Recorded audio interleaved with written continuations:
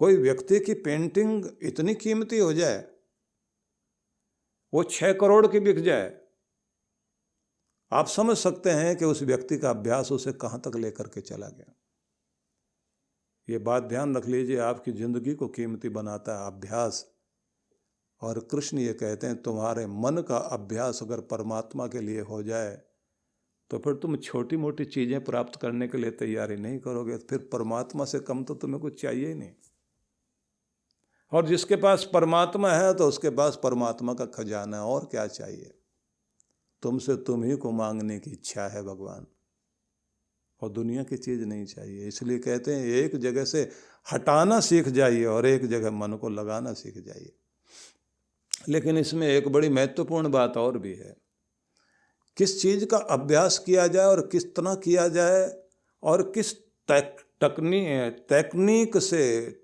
तकनीकी विद्या से किया जाए, कौन सा तरीका, कौन सी कला, कौन सा कौशल, वो टेक्निक भी हमें पता होनी चाहिए। तो उसके लिए हमें एक ऐसे व्यक्ति की ज़रूरत पड़ेगी जो उसका अच्छा वेत्ता हो, जानकार हो। और वो कौन हो सकता है? तो कहते हैं कि जिंदगी का जीवन वेत्ता जो है, लाइफ कोच आपका सदगुरु है। और ये बिल्कुल उसी तरह से काम करता है जैसे आजकल आप लोग देखते हैं कि जीपीएस सिस्टम जो है कार में लगा हुआ होता है। तो वो आपने सिर्फ वहाँ ये बताना है कि मुझे उसमें भर दीजिए कि मुझे यहाँ पहुँचना है, तो आपने टारगेट दे दिया उसको, और साथ में ये आ जाता है कि आप इस समय यहाँ हैं और यहाँ से यहाँ जाना है।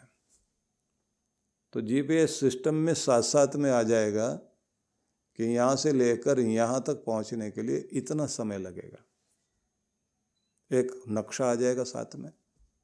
अब आप चलने लगे हैं तो साथ में आवाज़ भी आती जाएगी कि सीधे चलिए, 200 मीटर पर मोड़ है आगे, वहाँ से मुड़ जाइए। अगर आपने फिर भी गलत मुड़े तो आवाज़ आती है कि आप गलत मुड़ गए, अब आप यहाँ से ऐसे जाइए। वो आवाज़ आती रहती है, और आप अगर गलत हो गए तो फिर आवाज़ आती है कि वहाँ से मोड़कर वापस आइए, आप इधर से जा सकते हैं। फिर भी आपने गलत मोड़ लिया तो फिर वो कहते हैं यहाँ से ये वाला रास्ता जाता है जिससे आप पहुँच सकते हैं। तो जब गाड़ी के लिए जीपीएस सिस्टम इंसान ने बना लिया है, तो इंसान की ज़िंदगी की गाड़ी को चलाने के लिए भी तो एक जो परमात्मा की व्यवस्था है कि परमात्मा अपना प्रतिनिधि के रूप में गुरु को इस धरती पर देता है और अपनी शक्तियां देता है गुरु में, और उसके बाद में प्रत्येक माता पिता के पास भी एक शक्ति देता है भगवान, चाहे वो छोटा सा जीव ही क्यों ना हो। कैसे बच्चों को पालना है, एक चिड़िया को भी पता है घोंसला कैसे बनाना है, कैसे उसने अपने बच्चों को जो है जब तक पंख निकल कर उड़ने लायक नहीं हो जाए तब तक उनकी केयर करनी, इतनी सारी समझ भगवान देता है उनको। पिता को देता है, 5 साल के बाद में व्यक्ति के जीवन में पिता की आवश्यकता पड़ती है, और फिर जीवन का एक भाग आता है जब शिक्षक की जरूरत पड़ती है। और जो प्राथमिक शिक्षक होता है, ये बात ध्यान रख लीजिए, जीवन के प्रारंभिक चरण को और व्यक्तित्व बनाने में उसकी बहुत बड़ी भूमिका होती है। जिस घर में जिस तरह से बच्चे पलते हैं, जैसा वातावरण दिया जाता है, पूरा व्यक्तित्व उसी पर उसका बन जाता है। लेकिन पूरे जीवन के लिए तो उस व्यक्ति की आवश्यकता पड़ेगी जो आपको इस दुनिया में भी और उस दुनिया में भी दोनों में सफल कर सके। मतलब अंदर और बाहर, आंतरिक रूप से भी आपको शांति, आनंद, प्रसन्नता, प्रफुल्लता, संतुष्टि दे सके, चैन की नींद आप सो सकें, खुशी से आप रह सकें, दुर्भाग्य का सामना करने की हिम्मत आपके अंदर हो, कठिनाइयों का सामना आप कर सकें। ये आंतरिक शक्ति भी जो दे और बाह्य रूप में भी आपको बताए कि आप जीवन का लक्ष्य बनाइए। बहुत सारे लोग दुनिया में ऐसे हैं, कहा जाता है कि केवल मात्र 3% ही लोग ऐसे हैं जिनके सामने कोई एक टारगेट होता है और टारगेट को समझकर उसे पाने के लिए ऊर्जा लगाते हैं। नहीं तो ज़्यादातर तो मुंह उठाए घूम रहे हैं लोग, जिधर मन किया चले गए, जो कुछ हो गया कर लिया। निश्चय करके और निश्चय की तरफ चलना और उसे पूरा करने वाले लोग तो दुनिया में बहुत कम दिखाई देते हैं। इसलिए कोई व्यक्ति ऐसा चाहिए जो आपको आपका लक्ष्य बताने के साथ साथ उससे चलने के लिए नक्शा भी दे और आपके अंदर वो हिम्मत भी पैदा करे जिसके द्वारा आप वहां तक पहुंच सकें। और फिर एक बात और ध्यान रख लीजिए, सबके एक जैसी आत्माएं सब हैं, शरीर भी इन्हीं 5 तत्वों का सबका बना हुआ है। लेकिन फिर वो बात याद कर लीजिए कि सारे हर बार जो भी नया फोन आएगा तो आकार प्रकार से तो वैसा ही दिखाई दे रहा है जैसे पहले वाला था। बहुत थोड़ा सा परिवर्तन करते हैं ये लोग। फिर भी पहले वाले की कीमत अगर 75,000 थी तो अब वाले की 95,000 है। वो 20,000 बढ़ा दिया उन्होंने। पूछा कि हुआ क्या है? बोले इसके अंदर चेंज किया है, सॉफ्टवेयर में ही नवीनता लेकर आए हम लोग, नया मॉडल है। मैं ये बताना चाहता हूं कि आपको भी अपने सॉफ्टवेयर में ही चेंज लानी होती है। हर दिन अपने आप को कीमती बनाना होता है।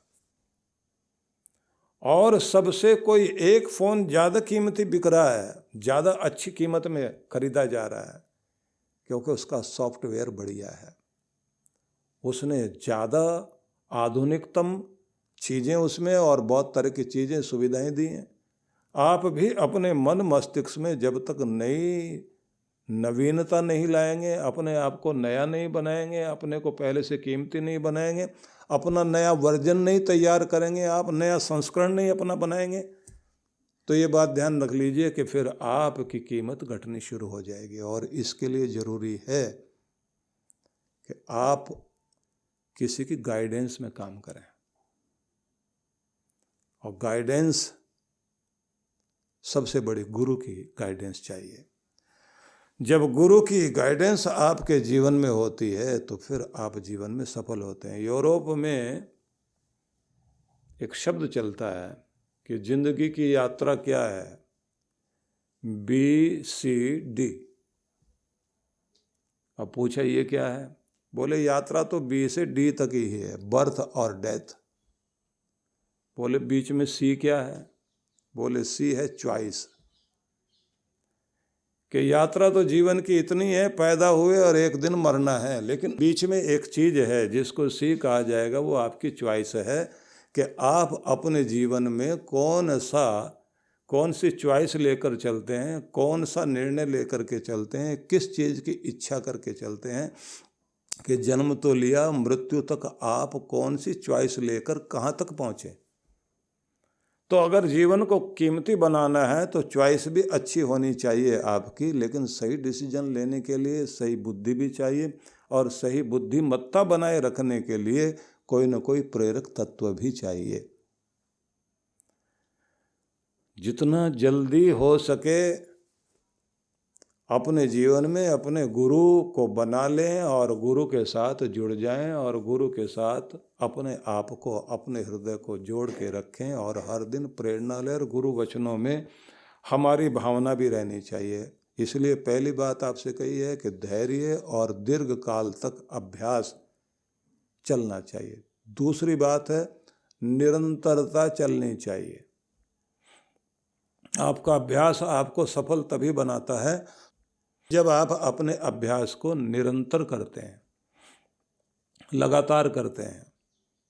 लगातार की चोट से ही चमत्कार घटता है। ये बात ध्यान रख लीजिए कि किसी दिन ज़्यादा किया और किसी दिन बिल्कुल नहीं किया तो ये जो आप बीच में छोड़ देते हैं तो बस वहीं समस्या खड़ी हो जाती है। यज्ञों के समय में जब यज्ञ किए जाते हैं, बड़े बड़े यज्ञ किए जाते हैं, तो यज्ञ का अपना नियम है कि उसमें जो है अरणियों से, लकड़ियों से अग्नि प्रकट करते हैं। तो उसके लिए अरणि मंथन करते हैं अग्नि प्राकट्य के लिए। तो लकड़ी से लकड़ी ही घिसते घिसते आग प्रकट करते हैं। अब इसमें जब नीचे एक अरणि रखी है, उसके ऊपर एक गोल घुमाने वाली रस्सी बांध करके रखी हुई है, एक ऊपर से रखी हुई है, 2 आदमी ने पकड़ा हुआ, एक जो है दूध बिलौने की तरह से कोशिश कर रहा है। अब जब वो करना शुरू करता है पूरी ताकत के साथ तो ये कहा जाता है कि बीच में छोड़ना नहीं बिल्कुल भी। उसी में सांस लेते लेते लेते लेते लेते आपने लगातार लगातार लगातार लगातार मंथन करते रहना करते रहना करते रहना करते रहना, टूटना नहीं टूटना नहीं टूटना नहीं, छूटना नहीं छूटना नहीं, धुआं निकलना शुरू हो जाता है। और अगर किसी ने बीच में 3 सेकंड के लिए भी छोड़ दिया तो फिर से शुरू करना पड़ेगा।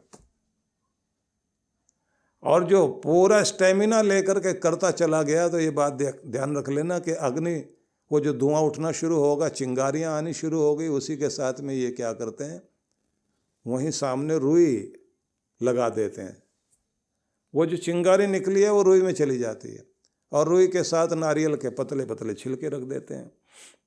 अब रुई की चिंगारी जाकर के नारियल के छिलकों में गई, अब नारियल के छिलकों के साथ में पतली पतली लकड़ियों के साथ चले गए। फिर वो उसको जैसे बच्चे को दुलराते हैं उस तरह से अग्नि को दुलराते हैं, हवा लगाते हैं, अग्नि प्रचंड। अब इसी बात को लेकर के ये कहा जाता है कि जैसे अग्नि प्रकट हुई है ऐसे आपकी ज़िंदगी में वो अग्नि प्रकट हो सके जिससे आप अपने लक्ष्य को पा सकें। तो लगातार इसी तरह से बिना छोड़े निरंतरता से अभ्यास होना चाहिए। और इसी को दूसरे ढंग से दर्शाने के लिए हमारे यहाँ एक व्यवस्था की गई है कि भगवान शिव के शिवालय में जा कर के वहाँ पर गिरती हुई लगातार जलधारा को देखना, जो गंगा का प्रतीक है। शिव की पिंडी के ऊपर जो है लगातार जल की धारा गिर रही है, बूंदें गिर रही हैं, तो वो कि जो सदियों से नहीं युगों से लगातार जो गंगा बह रही है शिव की जटाओं में, तो वही वो अभ्यास है भक्ति का, ध्यान का, ज्ञान का, जो शिव को मिलाता है, शिव तक पहुँचता है, भगवान तक पहुँचता है। तो आपका अभ्यास निरंतर होना चाहिए। और कमाल की बात तो यह है कि शिवालय में ये कहा जाता है कि भले ही बूंद बूंद गिरे, ऊपर जो कलश लगा दिया जाता है उसमें से जल गिर रहा होता है तो बूंद बूंद गिरता है, तो कहते हैं भले बूंद भर अभ्यास आप करिए लेकिन करो निरंतर। हालांकि निश्चित समय, निश्चित अवधि, निरंतर आप अगर करते हैं तो आपकी भक्ति क्या, जीवन का कोई भी क्षेत्र हो उसमें आप सफल हो जाते हैं। अब तीसरी महत्वपूर्ण बात, जो भी आप करें उसके प्रति आपके मन में सत्कार भावना भी होनी चाहिए, श्रद्धा भी होनी चाहिए, प्रेम भी होना चाहिए। खुश होकर प्रेम पूर्वक जब आप कुछ काम करते हैं तो फिर उसमें कमाल होगा। और अगर आप मजबूरी में कोई चीज़ कर रहे हैं वो बात नहीं बनेगी। अपने काम को प्यार करिए, उसके प्रति सम्मान भावना हो, श्रद्धा हो। और इससे भी ज़्यादा मज़े की बात है कि गुनगुनाते हुए करिए आप, जैसे कोई गीत गाते हुए काम किया जाता है। हमारे देश में ये परंपरा रही है कि गीत गाते हुए खेतों में काम करने की परंपरा रही है। धान चावल की खेती जहाँ होती है तो धान की पौध लगाई जाती है, तो महिलाएं लगाती थी, तो कितना दूर तक खेतों के अंदर गीत गाते गाते अभी भी लोग काम करते हैं।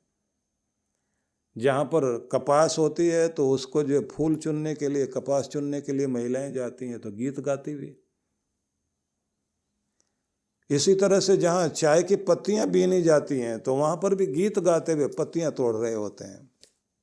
फिर वो मजदूरी नहीं लगती, फिर वो काम नहीं लगता, वो बोझ नहीं लगता। रोम्या रोला ने और स्वेट मार्डन ने, दोनों ने भारत के बारे में एक बड़ा विचित्र वर्णन किया। स्वेट मार्डन ने तो विशेष रूप से इस बात को लिखा कि भारत में लोग जो है अपने पशुओं के गले में घंटियां बांध के रखते हैं। वो जो रुनझुन की आवाज आ रही होती है, और यहाँ तक के छोटे से बच्चे की कमर में भी जो करदनी है उसमें भी एक आवाज आए, चांदी की ऐसी चीजें पहना दी जाती हैं कि उसका खेलना भी संगीतमय हो जाए, पशुओं का चलना भी संगीतमय हो जाए, कि उन पशुओं को भी बोझ नहीं लगता, वो भी खुश हैं। वो संगीत का वातावरण, जब आप गाते गुनगुनाते कोई काम करते हैं तो फिर वो बोझ नहीं लगता। मजदूरी नहीं होती। मजदूर मज़े से दूर, जिसकी ज़िंदगी में मज़ा है ही नहीं। जो मजबूरी में काम कर रहा है वो मज़े से दूर है। जो गाते गुनगुनाते हुए काम कर रहा है तो वो मज़ा लेकर के काम कर रहा है। तो आप इस क्षेत्र में सफल होना चाहते हैं तो मज़ा लेके काम करिए।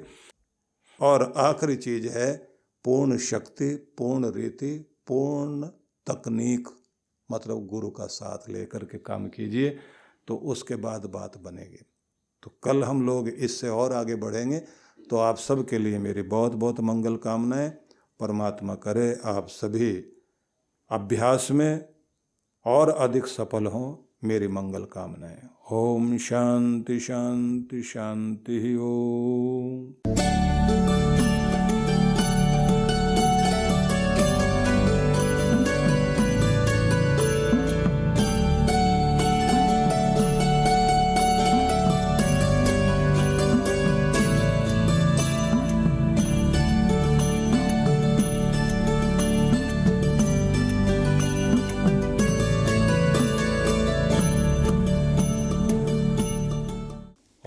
श्री परमात्मने नमः। आप सभी भक्तों को बहुत बहुत शुभकामनाएं और आशीर्वाद। और आप सब के लिए प्रत्येक वर्ष की तरह 108 कुंडीय श्री गणेश लक्ष्मी महायज्ञ का आयोजन इस बार फिर से आनंदधाम आश्रम में आयोजित किया जा रहा है।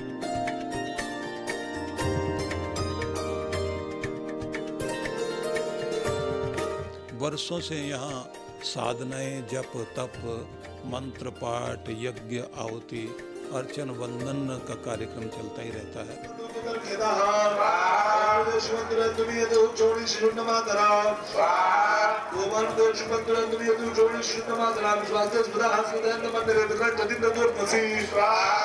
इस बार विशेष रूप से यज्ञ का कार्यक्रम तो रखा ही है, साथ साथ में सभी भक्तों को हम जो भी आएंगे उन सबको ये चाहेंगे कि यज्ञ कुंड के पास या फिर बाहर परिधि में बैठ करके आप सब लोग मंत्र पाठ करें, जो आपको सिखाया जाएगा कि सभी लोग जो है गणेश शीर्ष का और श्री सूक्त का साथ साथ पाठ करेंगे। हजारों कंठों से एक साथ इतनी ध्वनियाँ निकलें तो कैसा भी दुर्भाग्य व्यक्ति का हो टूटेगा जरूर और सौभाग्य जागृत होगा, रक्षा कवच आपका काम करेगा। साथ साथ में आप सबको हम ये चाहेंगे कि अपना अपना श्री यंत्र भी साथ में लेकर आएँ, क्योंकि उसकी प्राण प्रतिष्ठा भी साथ में की जाएगी। और एक विशेष चीज़ इस बार वैभव साधना अनुष्ठान साथ साथ में कराएंगे और वरदान सिद्धि साधना, तो इसकी बुकिंग अलग होगी।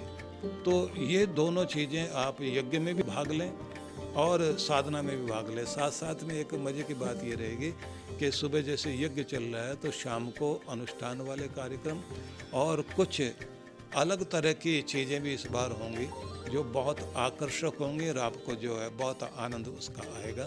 तो मैं चाहूँगा कि इस कार्यक्रम में आप बढ़ चढ़ कर भाग लें। और यदि कोई नहीं आ पा रहा है तो संकल्पित यजमान बन करके अपने घर में बैठे बैठे ही आप सामने उसमें शामिल हो करके और उसी तरह की मनोभावना बनाएं।